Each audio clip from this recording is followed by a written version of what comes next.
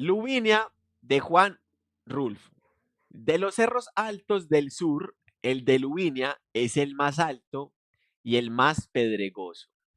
Está plagado de esa piedra gris con la que hacen la cal, pero en Lubinia no hacen cal con ella ni le sacan ningún provecho. Allí la llaman piedra cruda y la loma que sube hacia Lubinia la nombran Cuesta de la Piedra Cruda. El aire y el sol se han encargado de desmenuzarla, de modo que la tierra de por allí es blanca y brillante, como si estuviera rociada siempre por el rocío del amanecer, aunque esto es un puro decir, porque en Lubinia los días son tan fríos como las noches, y el rocío se cuaja en el cielo antes que llegue a caer sobre la tierra. Y la tierra es empinada, se desgaja por todos los lados en barrancas hondas de un fondo que se pierde de tan lejano. Dicen los de Lubinia que de aquellas barrancas suben los sueños, pero lo único que vi subir fue el viento, entre molina, como si allá abajo lo tuvieran encañonado en tubos de carrizo.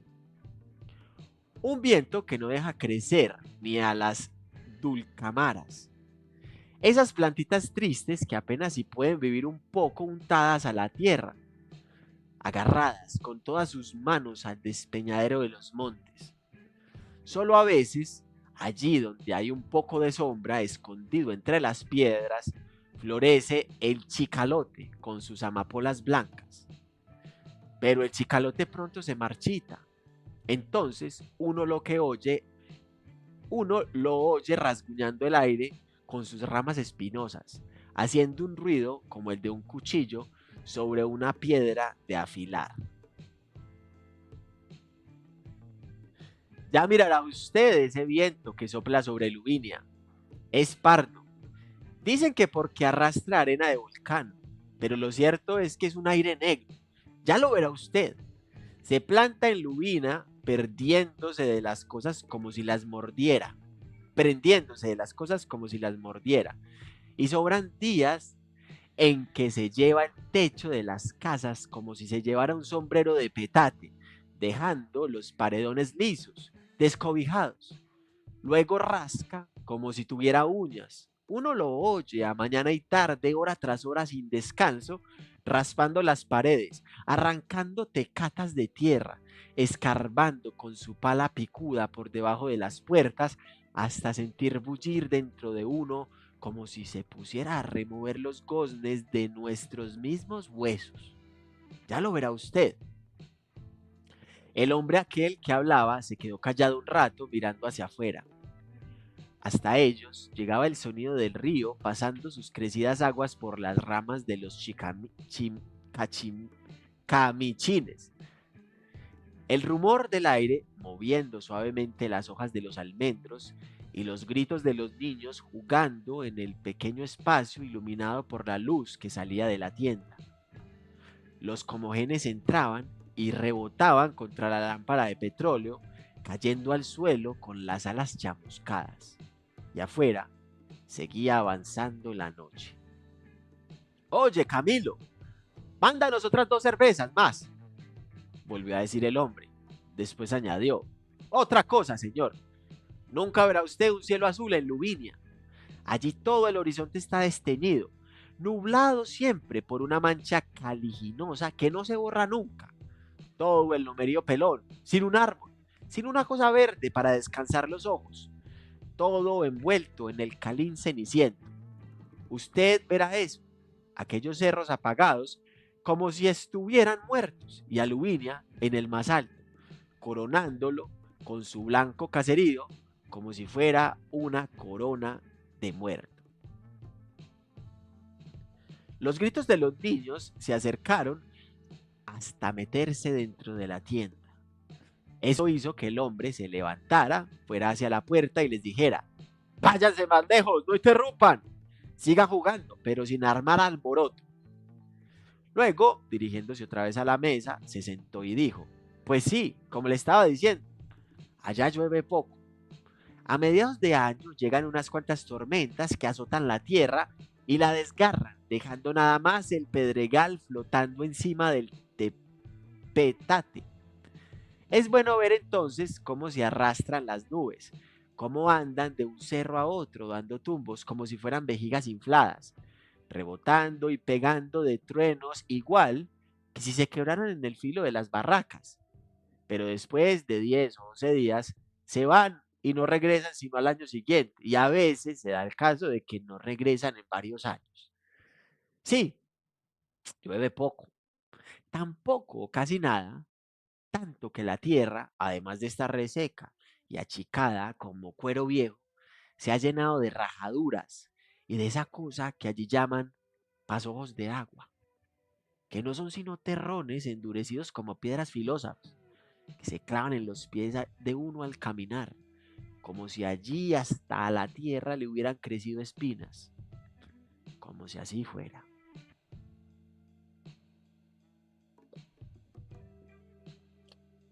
Bebió la cerveza hasta dejar solo burbujas de espuma en la botella y siguió diciendo, por cualquier lado que se le mire, Lubina es un lugar muy triste. Usted que va para allá se dará cuenta. Yo diría que es el lugar donde anida la tristeza, donde no se conoce la sonrisa, como si a toda la gente le hubieran entablado la cara. Y usted, si quiere, puede ver esa tristeza a la hora que quiera.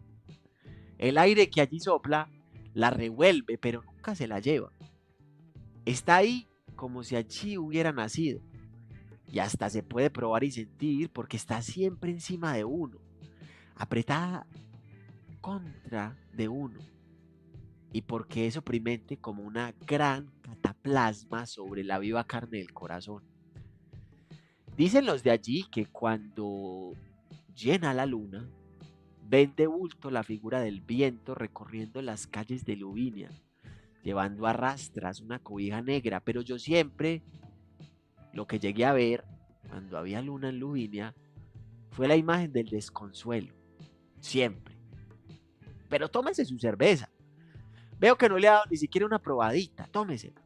O tal vez no le guste así tibia como está. Es que aquí no hay de otra. Yo sé que así sabe mal, que agarra un sabor como a meados de burro. Aquí uno se acostumbra, a fe que allá ni siquiera esto se consigue. Cuando vaya a Lubinia la extrañará. Allí no podrá probar sino un mezcal que ellos hacen con una hierba llamada hojacé y que a los primeros tragos estará usted dando las volteretas como si lo chacamotearan. Mejor tómese la cerveza. Yo sé lo que le digo. Allá afuera seguía oyéndose el batallar del río, el rumor del aire, los niños jugando. Parecía ser aún temprano en la noche. El hombre se había asomado una vez más a la puerta y había vuelto. Ahora venía diciendo, resulta fácil ver las cosas desde aquí, meramente traídas por el recuerdo, donde no tienen parecido ninguno. Pero a mí no me cuesta ningún trabajo seguir hablando de lo que sé, tratándose de Lubinia. Allá viví, allá dejé la vida. Fui a ese lugar con mis ilusiones cabales y volví viejo y acabado. Y usted va para allá. Está bien. Me parece recordar el principio. Me pongo en su lugar y pienso, mire usted, cuando yo llegué por primera vez a Lubinia, pero me permite antes que me tome su cerveza. Veo que usted no le hace caso. A mí me sirve de mucho. Me alivia. Siento como si me enjuagaran la cabeza con aceite alcanforado. Bueno, le contaba que cuando llegué por primera vez a Lubinia, el arriero que nos llevó no quiso dejar ni siquiera que descansaran las bestias.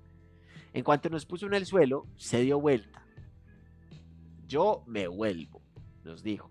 Espera, no vas a dejar cestear tus animales. Están muy aporreados. Aquí se fregarían más, nos dijo. Mejor me vuelvo. Y se fue, dejándose caer por la cuesta de la piedra cruda, espoleando sus caballos como si se alejara de algún lugar endemoniado. Nosotros, mi mujer y mis 3 hijos, nos quedamos allí parados en mitad de la plaza con todos nuestros ajuares en los brazos. en medio de aquel lugar donde solo se oía el viento. Una plaza sola, sin una sola hierba para detener el aire. Allí nos quedamos. Entonces yo le pregunté a mi mujer, ¿en qué país estamos, Agripina? Y ella se alzó de hombros. Bueno, si no te importa, ve a buscar dónde comer y dónde pasar la noche. Aquí te aguardamos, le dije. Ella agarró al más pequeño de sus hijos y se fue, pero no regresó. Al atardecer, cuando el sol alumbraba solo las puntas de los cerros, fuimos a buscarla. Anduvimos por los callejones de Lubina hasta que la encontramos metida en la iglesia, sentada en mero medio de aquella iglesia solitaria, con el niño dormido entre sus piernas. ¿Qué haces aquí, Agripina? Entré a rezar, nos dijo. ¿Para qué? Le pregunté yo. Y ella se alzó de hombros. Allí no había a quien rezar. Era un jacalón vacío, sin puertas, nada más con unos socavones abiertos y un techo resquebrajado por donde se colaba el aire como por un sedazo. ¿Dónde está la fonda? No hay ninguna fonda. ¿Y el mesón? No hay ningún mesón. ¿Viste a alguien? ¿Vive alguien aquí? Le pregunté. Sí, allí enfrente. Unas mujeres. Las sigo viendo, mira. Allí tras las rendijas de esa puerta veo brillar los ojos que nos miran. Han estado asomándose por acá, míralas. Veo las bolas brillantes de sus ojos, pero no tienen que darnos de comer. Me dijeron, sin sacar la cabeza, que en este pueblo no había de comer, entonces entré aquí a rezar, a pedirle a Dios por nosotros. Pero, ¿por qué no regresaste allí? Te estuvimos esperando. Entré aquí a rezar. No he terminado todavía. ¿Qué país es este, Agripina? Y ella volvió a alzarse de hombros. Aquella noche nos acomodamos para dormir en un rincón de la iglesia detrás del altar desmantelado. Hasta allí llegaba el viento, aunque un poco menos fuerte. Lo estuvimos oyendo pasar por encima de nosotros con sus largos aullidos. Lo estuvimos oyendo entrar y salir por los huecos socavones de las puertas, golpeando con sus manos de aire las cruces del Via Crucis, unas cruces grandes y duras hechas con palo de mezquite que colgaban de las paredes a todo lo largo de la iglesia, amarradas con alambres que rechinaban a cada sacudida del viento como si fuera un rechinar de dientes. Los niños lloraban porque no los dejaba dormir el miedo, y mi mujer tratando de retenerlos a todos entre sus brazos, abrazando su manojo de hijos. Y yo aquí, sin saber qué hacer. Poco antes del amanecer se calmó el viento, después regresó, pero hubo un momento en esa madrugada en que todo se quedó tranquilo, como si el cielo se hubiera juntado con la tierra, aplastando los ruidos con su peso. Se oía la respiración de los niños, ya descansada. Oí el resuello de mi mujer ahí a mi lado. ¿Qué es? Me dijo. ¿Qué es qué? Le pregunté. Eso, el ruido ese. Es el silencio. Duérmete, descansa, aunque sea un poquito, que ya va a amanecer. Pero al rato oí yo también. Era como un aletear de murciélagos en la oscuridad, muy cerca de nosotros. De murciélagos de grandes alas que rozaban el suelo. Me levanté y se oyó el aletear más fuerte, como si la parvada de murciélagos se hubiera espantado y volara hacia los agujeros de las puertas. Entonces caminé de puntillas hacia allá, sintiendo delante de mí aquel murmullo sordo. Me detuve en la puerta y las vi. Vi a todas las mujeres de Lubinia con su cántaro al hombro, con el rebozo colgando de su cabeza y sus figuras negras sobre el fondo negro de la noche. ¿Qué quieren? Les pregunté. ¿Qué buscan a estas horas? Una de ellas respondió. Vamos por agua. Las vi paradas frente a mí mirándome. Luego, como si fueran sombras, echaron a caminar calle abajo con sus negros cántaros. Mm, mm. No se me olvidará jamás esa primera noche que pasé en Lubinia. ¿No cree usted que esto se merece otro trago? Aunque sea nomás para que se me quite el mal sabor del recuerdo. Me parece que usted me preguntó cuántos años estuve en Lubinia, ¿verdad? La verdad es que no lo sé. Perdí la noción del tiempo desde que las fiebres me lo enrevesaron. Pero debió haber sido una eternidad. Y es que allá el tiempo es muy largo. Nadie lleva la cuenta de las horas, ni a nadie le preocupa cómo van amontonándose los años. Los días comienzan y se acaban. Luego viene la noche. Solamente el día y la noche, hasta el día de la muerte, que para ellos es una esperanza. Usted ha de pensar que le estoy dando vueltas a una misma idea. Y así es, sí señor. Estar sentado en el umbral de la puerta, mirando la salida y la puesta del sol, subiendo y bajando la cabeza hasta que acaban aflojándose los resortes y entonces se queda quieto todo, sin tiempo, como si se viviera siempre en la eternidad. Eso hacen allí los viejos. Porque en Lubinia solo viven los puros viejos y los que todavía no han nacido, como quien dice, y mujeres sin fuerza, casi trabadas, de tan flacas. Los niños que han nacido allí se han ido. Apenas les clarea el alba y ya son hombres. Como quien dice, pegan el brinco del pecho de la madre al asadón y desaparecen de Lubina. Así es la cosa allí. Solo quedan los puros viejos y las mujeres solas, o con un marido que anda donde solo Dios sabe dónde. Vienen de vez en cuando como las tormentas de que le hablaba.